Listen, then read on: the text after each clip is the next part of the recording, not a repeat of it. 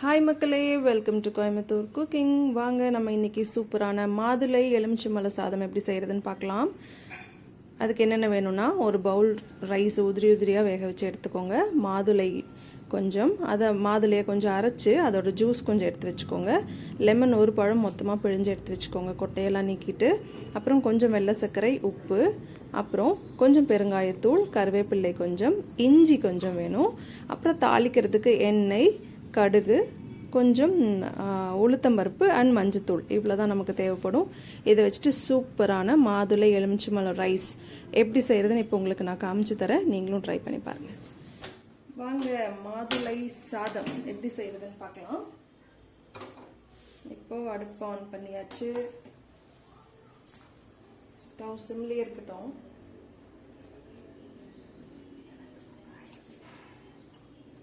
சூடானதும் தேவையான அளவு எண்ணெய் ஆட் பண்ணிக்கலாம். தாளிச்ச சாதம் தான், அதனால கொஞ்சம் கூடுதலாகவே எண்ணெய் ஆட் பண்ணிக்கோங்க.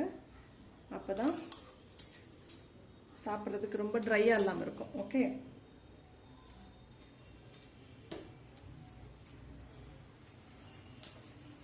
இப்போ எண்ணெய் சூடாயிடுச்சு. 1/4 டீஸ்பூன் கடுகு சேர்த்துக்கலாம். கடுகு பொரிஞ்சதும் நம்ம உளுத்தம்பருப்பு சேர்த்துக்கலாம். சரிங்களா, கடுகு பொரியட்டும், கொஞ்சம் பொறுமையாக இருக்கலாம்.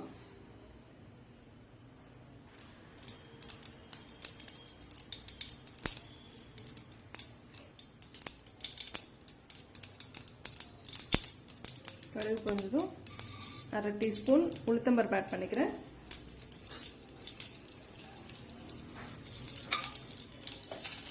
அடுத்து கொஞ்சம் மீடியம்லேயே வச்சுக்கலாம். உளுத்தம்பருப்பு டக்குன்னு கருகிரும், அதனால தான். இப்போ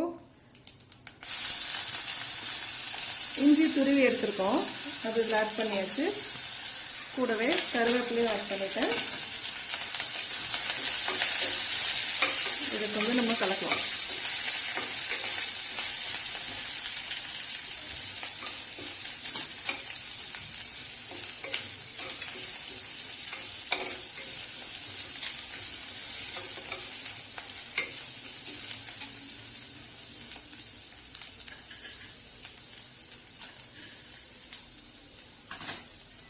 இதே எண்ணெயிலேயே ஒரு 2 சிட்டிகை பெருங்காயத்தூள் ஆட் பண்ணிக்கலாம்.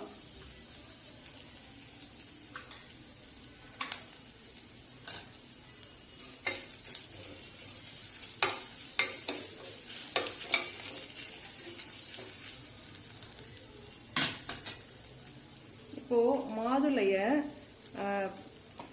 உதுத்து எடுத்துட்டு நல்லா மிக்சியில் கொஞ்சம் அடிச்சு இந்த மாதிரி சாறு பிழிஞ்சு எடுத்து வச்சிருக்கோம். இந்த அளவுக்கு எடுத்திருக்கோம். இதில் கொஞ்சமாக சர்க்கரை, 1 ஸ்பூன் சர்க்கரை ஆட் பண்ணிக்கலாம். வெள்ளை சர்க்கரை ஆட் பண்ணிட்டு மிக்ஸ் பண்ணி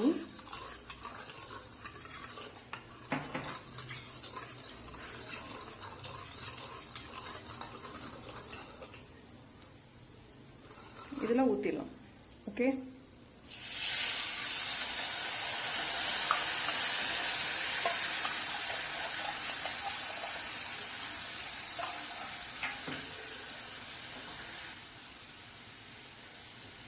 இது கூட நம்ம எலுமிச்சம்பழம் ஒரு எலுமிச்சம்பழத்தை பிழிஞ்சு எடுத்து வச்சுருக்கோம். அதோட தேவையான அளவு உப்பு, சாப்பாடுக்கு எவ்வளோ தேவைப்படுமோ அந்த உப்பு ஆட் பண்ணிவிட்டு மிக்ஸ் பண்ணி அதையும் இதோட ஆட் பண்ணிக்கலாம். ஓகே,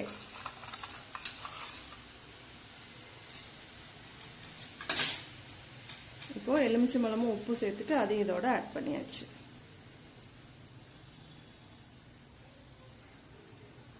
இப்போது இந்த மிக்ஸோட தேவையான அளவு மஞ்சள் தூள் கொஞ்சமாக இருந்தால் போதும். சாப்பாடுக்கு தகுந்த மாதிரி அளவு ஆட் பண்ணிக்கோங்க. இப்போ இதை மிக்ஸ் பண்ணிடலாம். கலரே பாருங்களேன், எவ்வளோ சூப்பராக இருக்குல்ல. மாதுளை சில பேர் அதை சாப்பிடவே விரும்ப மாட்டாங்க. அவங்களுக்கெல்லாம் இந்த மாதிரி செஞ்சு கொடுத்துட்டா மாதுளையில் இருக்கிற சத்து அவங்களுக்கும் கிடைச்சிரும். ஓகே, ட்ரை பண்ணுங்கள் இந்த மாதிரி. ஒரு கொதி லைட்டாக வந்ததுமே இப்போது நம்ம ஒரு பவுலில் சாப்பாடை பொடிச்சு எடுத்து வச்சுருக்கோம். இன்னும் கொஞ்சமே உதிரி உதிரியாக இருந்தால் நல்லாயிருக்கும். கொஞ்சம் குழஞ்சிருச்சு. இப்போ நான் இதில் சாப்பாடு ஆட் பண்ணிக்கிறேன்.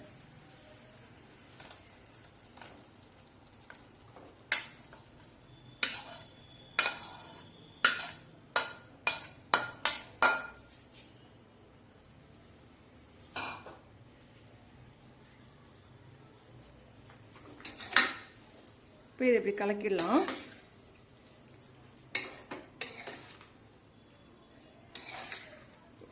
செமையாக இருக்குல்ல கலரு.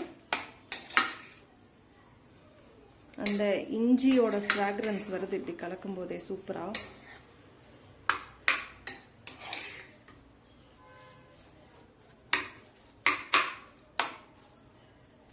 சாப்பாடு கொஞ்சம் குலையாமல் இன்னும் கொஞ்சம் உதிரியாக எடுத்துட்டிங்கன்னா இன்னும் சூப்பராக இருக்கும்.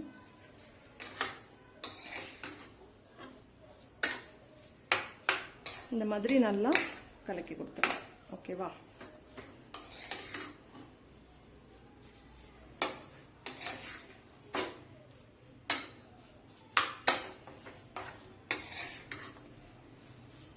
இன்னும் அதை டெக்கரேட் பண்ணுறதுக்கு நம்ம மாதுளை தொளிச்சு வச்சுருக்கோம். உதிரி உதிரியாக இருக்கிற மாதுளையும் நீங்கள் இதோட ஆட் பண்ணிக்கலாம். அவ்வளோதான். இந்த சாப்பாடு இப்போ ரெடி ஆகிடுச்சு சூப்பராக. மாதுளை சாப்பிடாதவங்களுக்கு கொடுக்கும்போது மறந்து நீங்கள் மாதுளை முத்து இதில் ஆட் பண்ணிட வேண்டாம். பட் டெக்கரேஷனுக்காக மட்டும்தான். நீங்கள் இன்னும் கொஞ்சம் மாதுளை ஆட் பண்ணிக்கலாம்னு நினச்சிங்கன்னா நம்ம அப்படி ஆட் பண்ணிக்கலாம். அவ்வளோதான். இப்போ நம்ம ஸ்டவ் ஆஃப் பண்ணிக்கலாம்.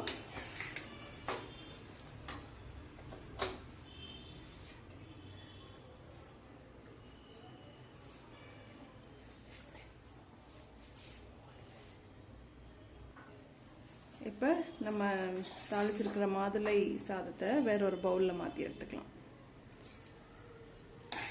எடுத்துட்டு அதுக்கு மேலே டெக்கரேஷனுக்கு மாதுளை முத்துக்களை அப்படியே மேலே போட்டுட்டு சூப்பராக சர்வ் பண்ணிடலாம். ஓகேவா? ஸோ நம்மளோட மாதுளை எலுமிச்சம்பழம் சாதம் ரெடி ஆயிடுச்சு. நீங்களும் இதை கண்டிப்பாக ட்ரை பண்ணி பாருங்கள். ட்ரை பண்ணி பார்த்துட்டு எப்படி இருந்ததுன்னு எங்களுக்கு கமெண்ட்ஸில் கண்டிப்பாக ஷேர் பண்ணுங்கள்.